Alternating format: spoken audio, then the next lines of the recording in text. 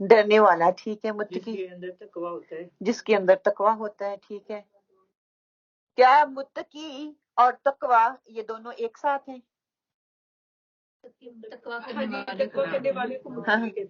تقویٰ اختیار کرنے والے کو متقی کا لقب دیا گیا ہے، ٹھیک ہے. اگر جو متقی ہوتا ہے کیا اس کے اندر تقویٰ ہوتا ہے؟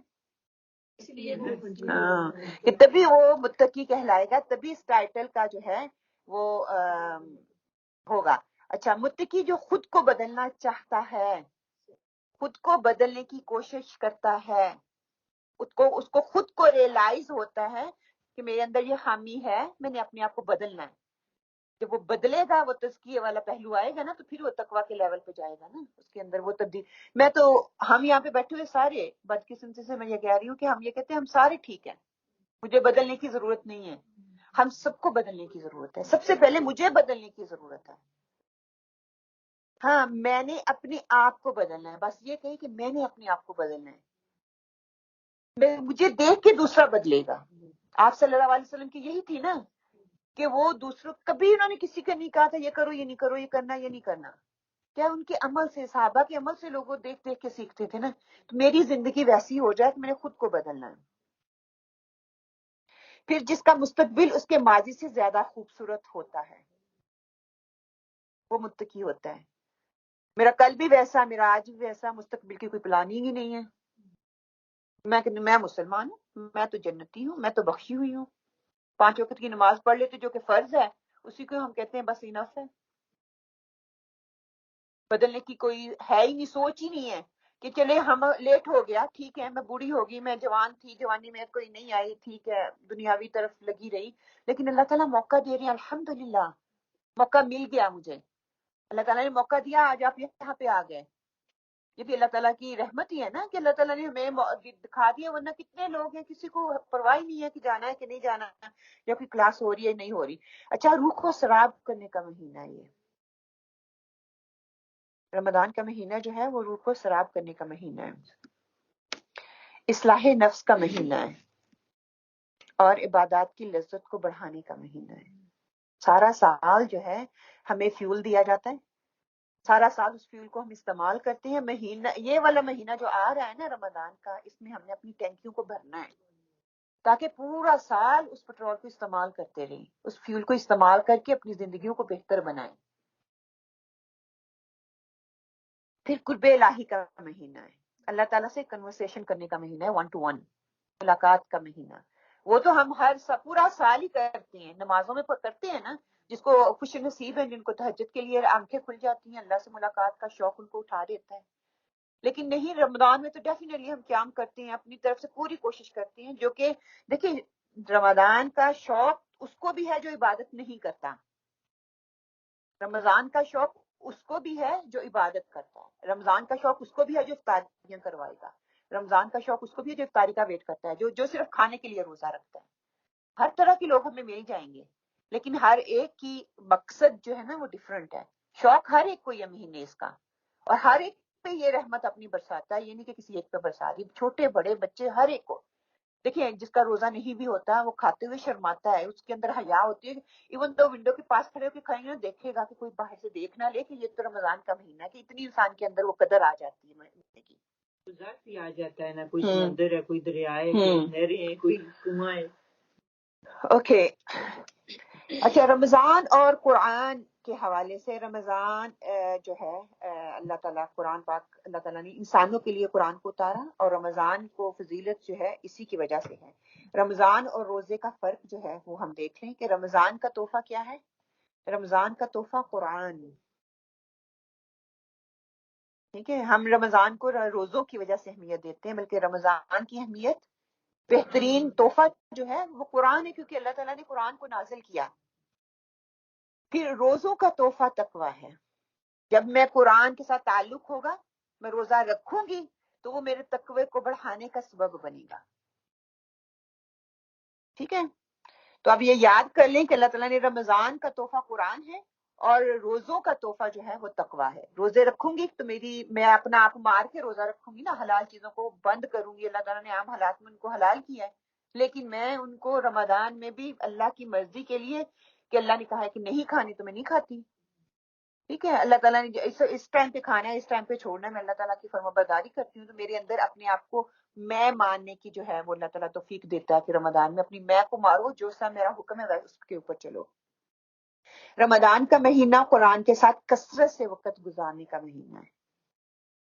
دنیاوی کاموں کو پیچھے کر دو, دنیا دنیا دنیا اس کو پیچھے جانے دو, اس کی ضرورت نہیں ہے ہمیں. ٹھیک ہے, سارا سال اس کے پیچھے گھومتے ہیں نا. اس مہینے کو اتنا خاص کر لو کہ ہر چیز سے آپ جو نا بس آری ہو جاؤ. کھانا ہے بس افطاری, روز سحری اینڈ افطاری انداز سے قرآن ہے نا, آپ اللہ اس کو پونڈر آن کریں, اس کو سمجھنے کی کوشش کریں, اس کو غور و فکر کریں, اس پہ تدبر کریں. پھر کیا ہے کہ اگر روزے کو شعور سے رکھ لیں گے تو تقویٰ کے وہ دروازے کھلتے ہیں جن کا تصور بھی نہیں ہم کر سکتے. پھر انسان اس لیول پہ پہنچتا ہے.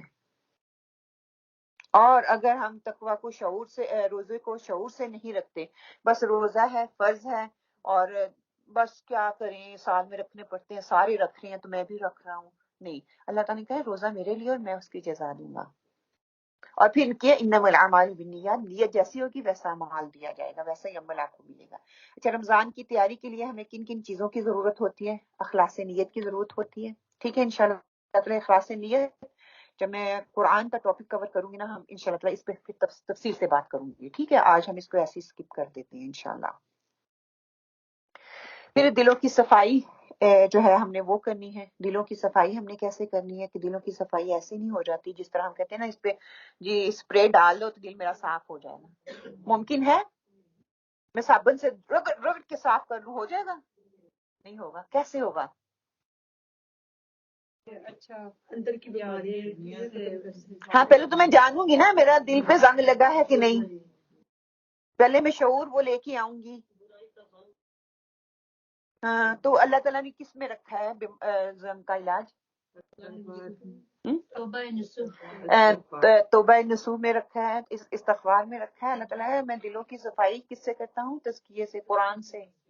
قرآن کی آیات ہیں ہمارے دلوں کو کھولتی ہیں, دلوں کے اندر وہ سرایت کرتی ہیں. اگر میں اس کو شعور سے سنتی ہوں, اگر شعور سے پڑھتی ہوں, اس پہ غور و فکر کرتی ہوں.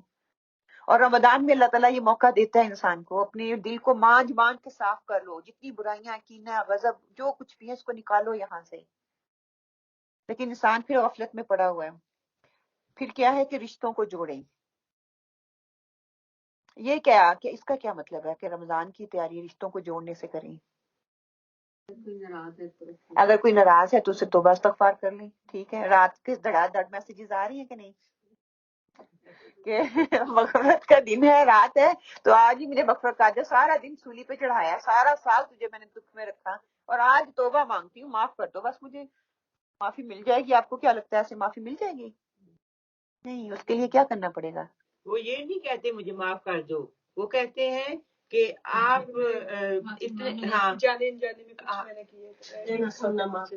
تو تب بھی دیکھیے ہم وہ نہیں کہتے, اقرار نہیں کرتے میں نے دل دکھایا ہے, میں نے جانے انجانے میں یہ کری. اگر کسی سے واقعی دل کی سچی توبہ مانگنی ہے نا, کہیں میں نے یہ غلطی کی آپ کے ساتھ, اپنے آپ کو ماریں, اپنے آپ کو نیچا کریں, اپنے آپ کی تذلیل کریں کہ ہاں میں نے یہ غلط کام کیا, پھر شاید تھوڑا سا احساس ہو جائے.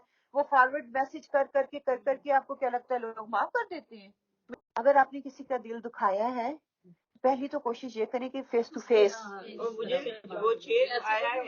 فیس جائیں گے نا تو آپ اپنے آپ کو ماریں گے, کیونکہ میری زبان, میرا جسم, ہاں نفس کو مار کے کہ میری زبان اس چیز کا اقراری, میرا دل تو کر رہا ہے, میرا دل کے اندر تڑپ بھی ہے, لیکن آپ کا نفس جو آپ کو نا وہ کرنے نہیں دے گا کہ میں اس سے جا کے معافی مانگوں, میں مدر اللہ سے کہوں, میں ننان سے کہوں, اس کا یہ, اس کی وہ نہ, اس نے تو مجھے ایسے کہا تھا, یہ کیسے ہو سکتا ہے؟ مجھے, میرے اندر بھی انسانیت ہے, میں کوئی ایسی گری پڑی ہوں؟ معافی مانگنی ہے تو کسی کا ہاتھ جا کے پکڑیں, ہاتھ میں ہاتھ لے کے کہیں کہ میں معافی مانگتی ہوں, میں نے یہ غلطی کی, میں نے یہ حق تلفی کی اور مجھ سے ہوئی. آپ نہیں معاف کریں گے تو اللہ بھی نہیں معاف کرے گا, کیونکہ انسان کا جو حق ہے نا وہ انسان ہی معاف کرے گا تو ہوگا, وہ ویسے نہیں ہوگا. اللہ تو اپنا حق معاف کر دے گا. تو ضروری تو نہیں کہ اسی رات ہی مانگے. ایگزیکٹلی, وہ کبھی بھی جب بھی آپ کو ریگریٹ ہو جائے, آپ نے غلطی کی ہے, ہاں آپ کو احساس ہو جائے, آپ جائیں اور اس بندے سے پرسنلی معافی مانگیں. بہت مشکل ہے، آسان کام نہیں ہے، میرے لیے آسان ہے آپ لوگوں کو بتا دینا. کرنا فزیکلی اپنے بچے سے معافی مانگنا بہت مشکل ہے، اور کسی اور کے پاس جا کے مانگنا تو بہت دور کی بات ہے. آپ کو لگ رہا ہے کہ آپ نے غلطی کی، بچے کی غلطی نہیں تھی اس میں، پھر بھی آپ کہیں گے میں ماں ہوں، میں کیوں معافی مانگوں، وہ بچہ ہی معافی مانگے، اور اسی کو ہم توقع بھی یہی رکھتے ہیں کہ بچہ ہی معافی مانگے. 3 سال کا بچہ سوری نہیں کہتا. وہی نا، ہم ان کے اندر انجیکٹ کر رہے ہیں نا اینی ہاؤ کوئی یہ ساری چیزیں. اچھا، رمضان میں کرنے والے جو کام ہیں، نیکیاں ہیں. اچھا، رمضان اور قرآن کا جو تعلق ہے اس پہ تھوڑی سی بات کر لیں کہ رمضان جو ہے اللہ سبحانہ تعالیٰ نے، ہم نے دیکھا کہ اللہ تعالیٰ نے پورے کا پورا قرآن جو ہے اللہ تعالیٰ نے لوح محفوظ پہ اس کو محفوظ کر رکھا ہوا ہے، اور انسان کی ہدایت کے لیے اللہ تعالیٰ نے قرآن کو اتارا، اور انسان کی ہدایت کے لیے اللہ تعالیٰ نے یہ قرآن جو ہے بہترین ہستی کو دیا which is محمد صلی اللہ علیہ وآلہ وسلم. اور یہ حالات کو دیکھتے ہوئے اترا، حالات کو دیکھتے ہوئے اترا، 23 سال کی مدت میں اترا. جس طرح کی سچویشن تھی اس سچویشن کو دیکھتے ہوئے اللہ تعالیٰ نے اس کو جو ہے نازل فرمایا. اللہ سبحانہ تعالیٰ قرآن سورہ البقرہ میں فرماتے ہیں آیا 185 میں، شہر رمضان الذی انزل فیہ القرآن ھدی للناس وبینات من الہدی والفرقان، کہ رمضان کا مہینہ وہ مہینہ ہے جس میں قرآن نازل کیا گیا جو انسان کے لیے ہدایت ہے، اور ہدایت کی حق اور باطل کا فرق کرنے کی واضح دلیل اس میں جو ہے ہمیں ملتی ہے. پھر کیا ہے کہ رمضان میں نیکی کرنے والے نیکی اور احسان کے کام جو ہے وہ کرتے ہیں. وہ کیسے کہ روزہ دار کے گناہ بخشش جو ہے بخشوا دینے کا ذریعہ ہوتا ہے. وہ کیسے؟ سیدنا ابو ہریرہ رضی اللہ تعالیٰ سے روایت ہے کہ آپ صلی اللہ علیہ وآلہ وسلم نے فرمایا، من صام رمضان ایمانا وَاحْتِسَابًا غُفِرَ لَهُ مَا تَقَدَّمَ مِنْ ذَنبِهِ، کہ جس نے رمضان کے روزے ایمان کے ساتھ اور ثواب کی نیت سے رکھے اس کے اگلے تمام گناہ معاف کر دیے جائیں گے. یہ بخاری اور مسلم کی حدیث ہے کہ جس نے روزے ایمان کے ساتھ پورے شعور کے ساتھ ثواب کی نیت سے رکھے، اللہ تعالیٰ اس کا مجھے اجر دے گا، تو اس کے جو ہے اگلے تمام گناہ معاف کر دیے جائیں گے. پھر رمضان میں کرنے کے کام کیا ہیں کہ ہم جو ہے روزہ رکھتے ہیں، صدقہ خیرات کرتے ہیں. اس میں ہم جو ہے دل کھول کے صدقہ بھی کرتے ہیں، خیرات بھی کرتے ہیں، زکوٰۃ بھی اپنی نکالتے ہیں. راتوں کو قیام کا جو ہے اس میں کیا جاتا ہے. تلاوت قرآن کے ساتھ ہمارا تعلق ہوتا ہے. وہ علیحدہ بات ہے کہ وہ وقتی ہوتا ہے، فرضی ہوتا ہے، یا ہمیشگی کے لیے ہوتا ہے، لیکن تعلق ہم ضرور بنانے کی کوشش کرتے ہیں. بے شک سارا سال قرآن میرا غلاف میں لپیٹ کے اوپر شیلف پہ پڑا رہے، کیونکہ رمضان میں اور شب برات کی رات میں ضرور نکلتا ہے وہ قرآن. ٹھیک ہے. پھر روزے کی افطاری کرانا ضیافتیں ہم کرتے ہیں. روزے کی افطاری کے حوالے سے بھی پھر یہی ہے کہ روزے کی افطاری میں کیسے کرواؤں، کتنی کرواؤں. ایک کھجور کا یا دودھ کا پیالہ دے دینا، ایک کھجور دے دینا، یہ ہی مور دین انف ہے. رادر دین سارا ٹائم پورا دن میں لگی رہوں، کھانے بناتی رہوں، اور ٹیبل فل ہو اور کھانے والا ایک ایک دو چیزیں کھا کے تو باقی وہ جو ہے ٹائم جو ہے آپ کا ضیاع ہو. آپ ایک ڈش بنائیں، 2 بنائیں، ضرور روزے افطار کروائیں. لیکن یہ دیکھیں کہ یہاں پہ تو الحمدللہ ہم سارے بہت ہمارے پاس نا فروانی ہے، وہ دل کھول کے روزوں کو کھولتے ہیں. وہاں پہ کوشش کریں، یہاں پہ لوگ روزے رکھ رہے ہیں، ان کو شوق بھی ہے، لیکن ان کے پاس افطاری کے لیے اور سحری کے لیے کھانا نہیں ہے. ان لوگوں کا اہتمام کریں کہ غریب ہیں ان کو دیں. ٹھیک ہے. اور ہم دیتے بھی ہیں، یہ نہیں کہ نہیں دیتے، ہم دیتے بھی ہیں الحمدللہ. بس اپنی نیتوں کو صاف کر لیں. پھر کیا ہے کہ اعتکاف کی نیت خاص طور پہ یہ مردوں کے لیے، اور عورتیں بھی نیت کر سکتی ہیں. مسجد میں آتے ہیں، ہم اعتکاف کی نیت کر لیں. صبح اٹھتے ہیں، گھر میں رہیں، پورا دن گھر میں گزاریں، قرآن کے ساتھ بھی گزاریں. تو آپ وہاں پہ یہ نیت کر لیں کہ میں اعتکاف کی نیت کرتی ہوں، اپنی زبان کو کنٹرول میں رکھوں گی، ہر وقت ذکر و اذکار میں مشغول رہوں گی، تو آپ کو اس کا اجر مل جائے گا. پھر رمضان کے آخری عشرے میں خوب محنت کرنا، خوب دل لگا کے استغفار کرنا، اللہ تعالیٰ سے توبہ مانگنا، اللہ تعالیٰ کی قربت مانگنا. اس پہ جو میں نے عبادتیں کی اس پہ استقامت مانگنا. یہ سب سے بڑی بات ہے کہ وہ جو عبادتیں میں نے وقتی طور پہ اب کر رہی ہوں نا، وہ استقامت میں ڈھل جائیں، وہ ہمیشگی میں ڈھل جائیں، تاکہ آخرت میں جو ہے میرے لیے وہ اجر کا باعث بنے. پھر لیلۃ القدر کی تلاش کرنا آخری طاق راتوں میں. اس پہ ہم پچھلے ویک بھی تھوڑی سی ڈیبیٹ کر چکے ہیں، انشاءاللہ تعالی رمضان میں بھی کرتے رہیں گے کہ کس طرح سے اس کو تلاش کرنا ہے. پھر عمرہ کرنے کی کوشش کرنا جو کر سکتے ہیں. جو اس کی استطاعت رکھتے ہیں، جو جا سکتے ہیں رمضان میں جو عمرہ کرتا ہے اس کی بہت فضیلت ہے۔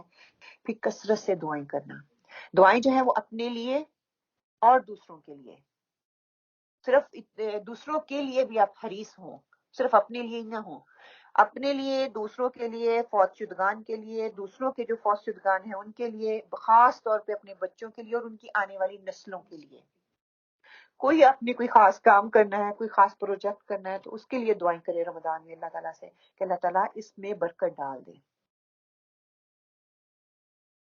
جی جی بہترین طریقہ یہ ہے کہ رمضان میں ہم ساری دعائیں لکھ لیں جو ہم نے اللہ تعالیٰ سے مانگنی ہے ایک پیپر پہ، تو جب بھی آپ نماز پڑھیں تو ہر دعا، جیسے 5 دعائیں میں نے فجر میں مانگنی ہے، 5 دعائیں میں نے ظہر میں مانگنی ہے، اس طرح آپ کو وہ دعائیں بھی پوری ہو جائیں گی اور آپ کو اتنا ٹائم بھی پھر نہیں ہوگا کہ آپ کے پاس کم ٹائم ہے، آپ زیادہ دعائیں بھی مانگ سکیں۔ وہ اینڈ پہ انشاءاللہ تعالیٰ چھوٹی سی شیٹ بھی اور ساتھ میں اس کے جو گائیڈ لائن ہے وہ بھی انشاءاللہ تعالیٰ دے دوں گی، آپ اس کو اپنے پاس رکھیں، قرآن کے ساتھ رکھ لیں، جہاں پہ آپ نماز پڑھتے ہیں خاص جگہ مختص کر لیں وہاں پہ بھی رکھیں، مطلب کہ اہتمام کریں کہ رمضان آ رہا ہے یہاں پہ میں نے بیٹھنا ہے، یہ خاص جگہ ہے۔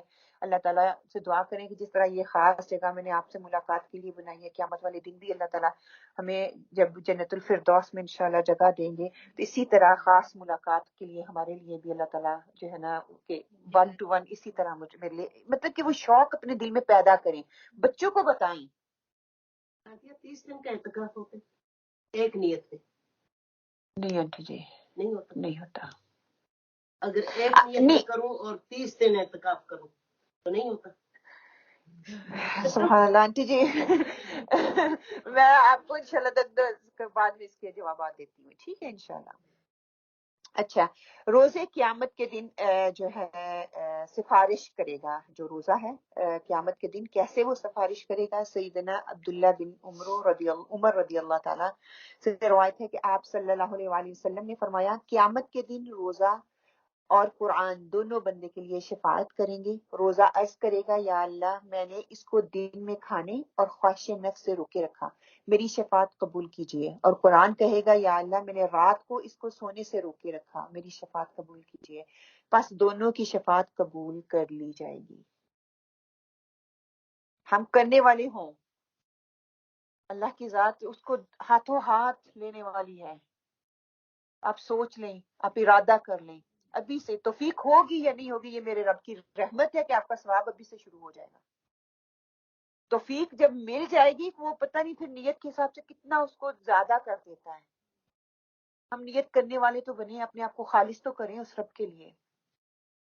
روزوں کا ثواب جو ہے وہ بے حساب ہے۔ وہ کیسے؟ سیدنا ابو ہریرہ رضی اللہ تعالیٰ سے روایت ہے کہ آپ صلی اللہ علیہ وسلم نے فرمایا اللہ تعالیٰ فرماتا ہے کلو اعمال ابن آدم لہ الا الصیام فانہ لی وانا اجزی بہ، انسان کا ہر نیک عمل خود اسی کے لیے ہے مگر روزے کو وہ خاص کہتا ہے کہ میرے لیے ہے اور میں اس کا بدلہ اس کو دوں گا۔ صحیح مسلم اور بخاری دونوں میں یہ جو ہے حدیث پائی جاتی ہے کہ روزہ خاص طور پہ میرے لیے ہے، اور انسان جس کو توفیق مل جاتی ہے اللہ تعالیٰ کی دی ہوئی توفیق سے ہی ہم روزہ رکھتے ہیں، اور اگلے دن کی توفیق کا مل جانا یہ اس بات کی دلالت کرتا ہے کہ میرا پچھلا روزہ جو ہے وہ قبول ہو گیا ہے۔ تو اللہ تعالیٰ سے دعا کریں کہ میں اللہ تعالیٰ کے لیے خالص میں روزہ رکھ لوں، نہ میں دنیا کو دکھانے کے لیے بہت گرمی ہے تو میں روزہ رکھ لوں، بہت ٹھنڈ ہے میں روزہ رکھ لوں، میں تو بیمار ہوں میں روزہ رکھ لوں، مجھے بیماریاں ہیں تو میں پھر بھی روزہ رکھ رہی ہوں نا، ہم جتاتے ہیں نا، لیکن کیا ہے کہ یہ صرف میرے اور میرے رب کے درمیان تقویٰ یہی نا کہ میرے دل کے اندر چیز جو بھی چل رہی ہے مجھے دوسروں کو میری زبان تک نہ وہ آئے، میرے اور میرے رب کا معاملہ رہے۔ اللہ تعالیٰ نے سارے اعمال صرف روزے کا عمل اپنے لیے مخصوص کیا، باقی سارے اعمال ہم خود کرتے ہیں، اپنے لیے کرتے ہیں، صرف ایک روزہ ہے واحد جو ہم اللہ سبحانہ تعالیٰ کے لیے کرتے ہیں۔ ہماری یہ بھی ہم اپنا گمان نکال دیں کہ ہر نیکی جو ہے ہم اللہ کے لیے کرتے ہیں، اللہ کو ہماری نیکیوں کی ضرورت نہیں ہے، اس کے لیے تو فرشتے ہی اتنے ہیں کہ بے حساب، جس کو ایک دفعہ موقع مل جاتا ہے تو قیامت تک ان کو موقع ہی نہیں ملنا دوبارہ اللہ تعالیٰ کی جو عبادت کرنے کے لیے۔ اچھا، اب آگے کیا ہے کہ رمضان جنت کے دروازے کھول دیے جاتے ہیں۔ ابو ہریرہ رضی اللہ تعالیٰ سے روایت ہے، وہ بیان کرتے ہیں کہ آپ صلی اللہ علیہ وآلہ وسلم نے فرمایا کہ جب رمضان آتا ہے تو جنت کے دروازے کھول دیے جاتے ہیں، دوزخ کے دروازے بند کر دیے جاتے ہیں، شیاطین زنجیروں میں جکڑ دیے جاتے ہیں۔ مسلم کی یہ روایت ہے۔ رمضان کے روزے رکھنا گناہوں کی بخشش کا ذریعہ ہے۔ سیدنا ابو ہریرہ رضی اللہ تعالیٰ سے روایت ہے کہ نبی کریم صلی اللہ علیہ وسلم نے فرمایا جس نے رمضان کے روزے ایمان اور خالص نیت کے ساتھ رکھے اللہ تعالیٰ اس کو جو ہے وہ بخش دے گا۔ اچھا، رمضان کی تیاری کے لیے ہمیں کیا کیا چیزوں کی ضرورت ہے وہ دیکھ لیتے ہیں کہ رمضان جو ہے برکت والا مہینہ ہے، بھلائیوں والا مہینہ ہے، رحمتوں والا مہینہ ہے۔ اس میں جو ہے جتنی بھی ہم رحمتیں بٹور سکتے ہیں، جتنی بھی رحمتیں بٹور سکتے ہیں، اس کے لیے ہمیں خاص طور پہ تیاری کرنی پڑے گی۔ اس مہینے میں زیادہ سے زیادہ تلاوت جو ہے اس پہ زور دیں، قیام اللیل پہ زور دیں، اس مہینے میں قرآن کو سنیں، اس مہینے میں کثرت سے صدقہ خیرات بھی آپ لوگوں نے کرنا ہے، جتنا ہو سکے روز کی روز کا ایک ٹارگٹ بنا لیں کہ میں نے جو ہے تھوڑا تھوڑا جو دینا، بے شک ایک پینی دیا کریں، بے شک ایک پاؤنڈ دیں، جتنا آپ کے اندر استطاعت ہے۔ اور یہ بھی دیکھیں، یہ بھی صدقہ ہے نا، کسی کو اسمائل خوشی سے مل لینا۔ روزہ رکھا ہوتا ہے بندہ، اکتا جاتا ہے، پہ بولنے کو دل نہیں کرتا، دوسروں سے بات کرنے کو دل نہیں کرتا، پھر بھی منہ پہ اسمائل ہو، اچھے سے بات کر لینا، یہ بھی صدقہ ہے۔ پھر اس مہینے میں خیر و برکت کے کے لیے جتنے مصروف رہیں گے اتنے ہی انشاءاللہ تعالیٰ اس سے آپ جو ہے خیر و برکت لے سکیں گے۔ اس مہینے میں کثرت سے اذکار کرنے کی کوشش کریں، اور اس مہینے میں کثرت سے دعائیں کرنی ہے اللہ تعالیٰ سے۔ اور اچھا، روزہ کن چیزوں سے نہیں ٹوٹتا، یہ بھی ایک چھوٹا سا ہے، انشاءاللہ تعالیٰ اس کی زیادہ ڈیٹیل ہم نیکسٹ ویک کریں گے۔ تھوڑا سا جو ہے اس پہ ہم بات کر لیتے ہیں کہ روزہ کن چیزوں سے نہیں ٹوٹتا، کہ حالت جنابت میں روزہ رکھنا اور بعد میں غسل کرنا جو ہے اس سے روزہ نہیں آپ کا ٹوٹتا۔ کلی کرنا اور ناک میں پانی چڑھانا، ناک میں پانی ڈالتے ہوئے احتیاط کرنا، یعنی کہ سانس کھینچ کر اندر لے جانے کی کوشش نہ کرنا، جیسا کہ ہم عام حالات میں کرتے ہیں۔ کوشش کریں آپ، ہم گاگر کرتے ہیں نا، وہ نہ کریں، نیچے تک پانی نہ جائے۔ کلی کرنی ہے لیکن اچھی طرح سے سائڈوں سے انگلی مار کے منہ کو صاف کر لیں، لیکن گلے میں پانی نہ جائے۔ پھر اسی طرح مسواک کرنی ہے، اس سے وضو آپ کا روزہ آپ کا نہیں ٹوٹتا۔ ٹیکا لگوانا، ایسا ٹیکا جس کا مقصد قوت یا خوراک نہ ہو، اس کی حیثیت بیرونی دوا جیسی ہو، جیسے کہ دعا ہے، جو میدے تک نہیں جاتا۔ ٹیکا جسم میں سرایت کرتا ہے، میدے تک نہیں جاتا۔ روزہ تب ٹوٹتا ہے جب خوراک کی نالی کے تھرو میدے تک آپ کا وہ ٹیسٹ فلیور جاتا ہے۔ ٹیکا آپ کی باڈی کے اندر لگتا ہے نا، تو آپ کو اس کا فلیور تو نہیں نہ آتا، تو اس سے آپ کا روزہ نہیں جاتا۔ تیل لگانا اور کنگھی کرنا، یہ بھی ہمارے درمیان ایک خاص ہم سمجھتے ہیں نا کہ تیل لگانے سے وہ اسکن کے اندر چلا جاتا ہے تو روزہ ٹوٹ جاتا ہے، یا سرما لگانے سے یا کنگھی کرنے سے روزہ ٹوٹ جاتا ہے، تو اس سے روزہ نہیں ٹوٹتا۔ پھر گرمی کی وجہ سے غسل بار بار انسان کرتا ہے تو اس سے بھی روزہ نہیں ٹوٹتا۔ ناک میں دوا ڈالنا، اس سے بھی روزہ نہیں ٹوٹتا، لیکن خیال ہے کہ وہ گلے میں نہ جائے، وہ ناک میں جا رہی ہے، وہ آپ کے سائنس میں جا رہی ہے۔ کئی دفعہ ایسی دوائیاں ہوتی ہیں جو کہ جس کا فلیور ہوتا ہے، تو اس سے احتیاط کی جائے۔ پھر یہ ہے کہ ہنڈیا کا ذائقہ چکھنا، آپ کو لگ رہا ہے کہ گھر والے جو ہیں ان کو مطلب ہر چیز پرفیکٹ چاہیے، کہیں نمک یا کم یا زیادہ نہ ہو جائے، تو اس کے لیے بھی پھر آپ دیکھ سکتے، تھوڑا سا چکھ سکتے ہیں، پھر بعد میں تھوک دیں۔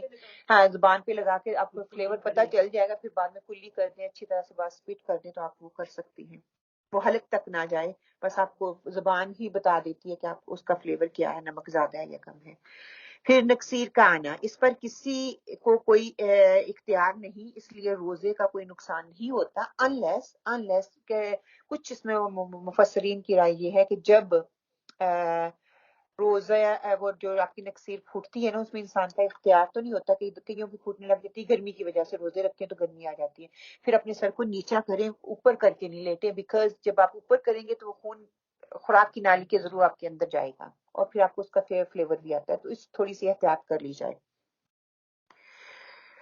آپ خون دیتے ہیں ٹیسٹ کے لیے، تو اس کے لیے بھی آپ کا روزہ نہیں نکلے، کیونکہ آپ کی باڈی سے وہ نکال رہی ہیں، اندر انجیکٹ نہیں کر رہے ہیں، حتیٰ کہ انجیکٹ کرنے سے بھی آپ کا روزہ نہیں ٹوٹے گا۔